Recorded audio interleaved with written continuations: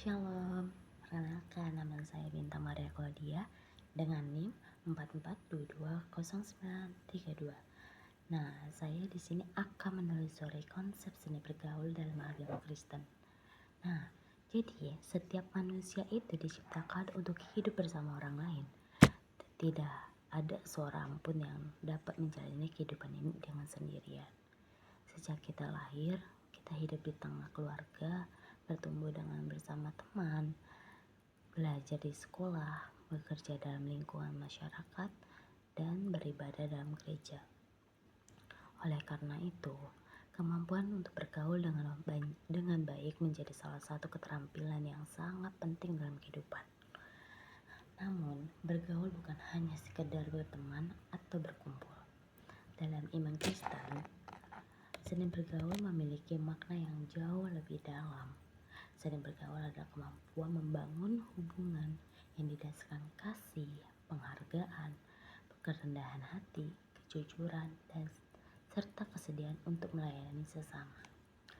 Melalui video ini, kita akan menelusuri bagaimana Alkitab mengajarkan seni bergaul, mengapa hal tersebut penting bagi kehidupan orang percaya, serta bagaimana kita dapat menerapkan dalam kehidupan sehari-hari. Yang pertama itu, apa itu sih seni bergaul? Nah, seni bergaul adalah kemampuan seseorang untuk menjalani hubungan yang baik dengan orang lain melalui komunikasi, sikap, dan tindakan yang mencerminkan rasa hormat serta kepedulian. Dalam kehidupan modern, banyak orang mampu berkomunikasi melalui media sosial, tetapi belum tentu mampu membangun hubungan yang sehat secara nyata. Tidak sedikit terjadi konflik karena kurangnya empati, saling menghina, atau lebih mementingkan diri sendiri. Sebagai orang Kristen, kita dipanggil bukan hanya untuk menjadi orang yang pandai berbicara, tetapi juga menjadi pribadi yang menghadirkan damai dan kasih dimanapun kita berada. Dasar Alkitab tentang seni bergaul, salah satunya yaitu salah satu ajaran Yesus yang paling terkenal terdapat dalam Injil Matius pasal 22 ayat 37-39. Yesus berkata, "Kasihilah Tuhan Allahmu dengan segenap hatimu, dengan segenap jiwamu, dan dengan segenap akal budimu." Dan hukum yang kedua yang sama dengan itu ialah, "Kasihilah sesamamu manusia seperti dirimu sendiri." Nah, ayat ini menunjukkan bahwa kasih kepada Allah tidak dapat dipisahkan dari kasih kepada sesama manusia. Artinya, kualitas hubungan kita dengan orang lain merupakan cerminan dari kualitas iman kita kepada Tuhan.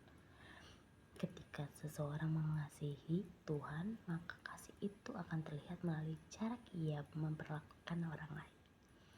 Nah, Yesus sebagai teladan dalam bergaul.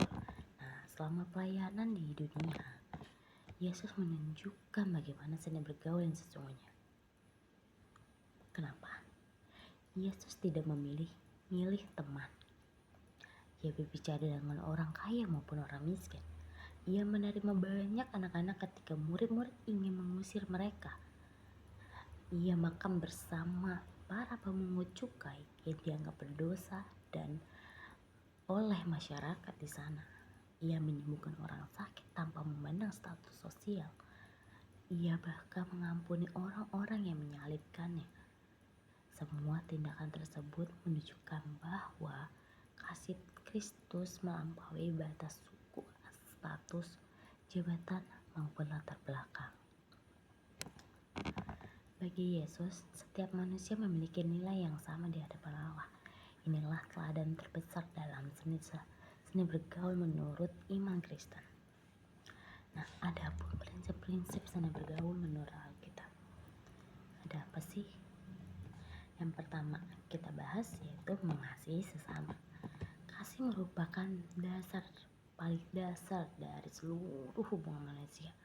Kasih bukan hanya perasaan, tetapi keputusan untuk melakukan kebaikan kepada orang lain.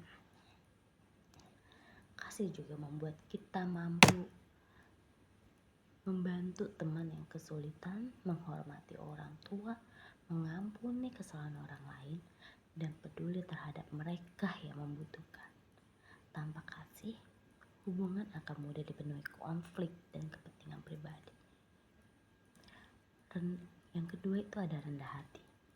Dalam Filipi pasal 2 ayat 3 dikatakan, janganlah melakukan sesuatu dengan kepentingan sendiri atau kesombongan atau karena kesombongan belaka, melainkan hendaklah dengan rendah hati yang seseorang menganggap yang lain lebih utama daripada dirinya sendiri. Kerendahan hati membuat kita mau mendengar pendapat orang lain, tidak merasa paling benar, tidak mudah meremehkan orang lain. Sikap rendah hati menciptakan hubungan yang sehat dan penuh rasa saling menghargai. Nah, yang ketiga, kita akan membahas mengampuni. Tidak ada hubungan yang sempurna. Dalam pergaulan pasti akan muncul kesalahpahaman, pertengkaran, dan kekecewaan pastinya. Namun, Yesus mengajarkan bahwa orang percaya harus belajar mengampuni. Mengampuni bukan berarti membenarkan kesalahan. Mengampuni berarti melepaskan kebencian dan memberikan kesempatan untuk memperbaiki hubungan. Dengan mengampuni, hati menjadi damai dan hubungan dapat dipulihkan. Nah, yang keempat, berkata dengan bijaksana. Perkataan memiliki kekuatan yang besar. Satu kalimat dapat menghibur seseorang, namun satu kalimat juga dapat melukai hati orang lain. Karena itu, Efesus pasal 4 ayat 29 mengajarkan agar perkataan kita membangun dan memberikan kasih karunia kepada mereka yang mendengar. Di era media sosial saat ini, prinsip tersebut menjadi semakin penting karena orang Kristen dipanggil untuk menggunakan kata-kata yang membawa damai, bukan kebencian. Yang kelima, ada melayani sesama. Yesus berkata bahwa anak manusia datang bukan untuk dilayani, melainkan untuk melayani. Artinya, dalam pergaulan kita tidak hanya mencari keuntungan sendiri atau pribadi. Sebaliknya, kita belajar menjadi berkat bagi orang lain. Melayani dapat dimulai dari hal-hal sederhana. Yang pertama, membantu teman belajar, mengunjungi orang sakit, mendengarkan seseorang yang sedang menghadapi masalah, memberikan semangat kepada mereka yang sedang putus asa. Semua itu merupakan bentuk nyata dari kasih Kristus. Nah, ada pun tantangan di pergaulan di era modern ini. Saat ini perkembangan teknologi itu membawa banyak manfaat. Namun di sisi lain juga menghadirkan tantangan. Media sosial sering menjadi tempat munculnya ujaran kebencian. Bullying masih terjadi di sekolah maupun lingkungan kerja. Banyak orang merasa kesepian walaupun memiliki ribuan teman di dunia nyata ataupun di dunia maya. Selain itu, budaya individualisme membuat orang lebih mementingkan dirinya sendiri dibanding kepentingan bersama. Sebagai orang Kristen, kita dipanggil menjadi terang dunia. Kita harus mampu menggunakan teknologi secara bijaksana, tidak menyebarkan berita bohong, tidak juga ikut menghina orang lain, tidak membalas kebencian dengan kebencian. Sebaliknya, kita menghadirkan kasih dan damai melalui setiap perkataan maupun tindakan.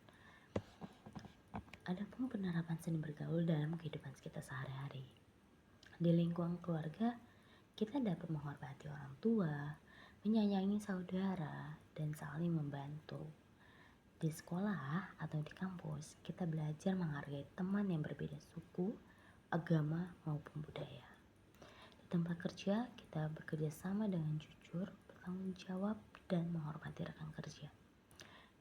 Di gereja, kita aktif melayani, membangun persekutuan, serta mendukung pertumbuhan iman sesama jemaat. Di masyarakat, kita menjadi pribadi yang ramah, peduli terhadap tetangga, dan ikut menjaga kerukunan. Ketika semua itu dilakukan, orang lain akan melihat kasih Kristus melalui kehidupan kita. Adapun refleksi, coba kita tanya kepada diri kita sendiri. Apakah selama ini diri kita sudah menjadi sahabat yang baik? Dan apakah kita juga mudah mengampuni? Apakah perkataan kita membangun atau justru melukai? Atau apakah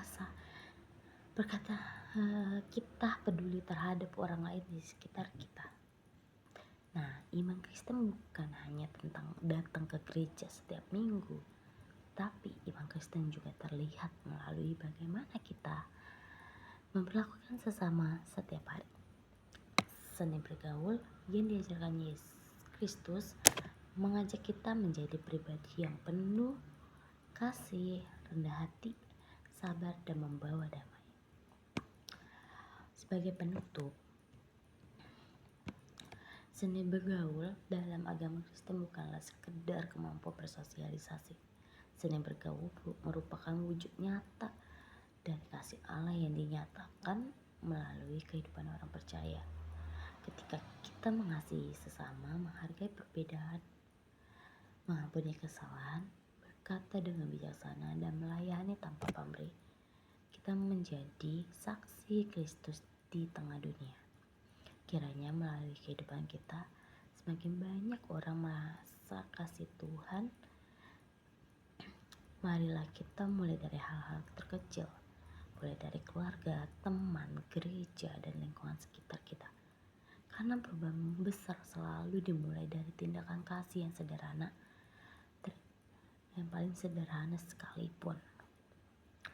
Oke, terima kasih telah menyaksikan video ini. Kiranya video ini akan menjadi berkat untuk kalian dan Yesus memberkati kita semua. Shalom.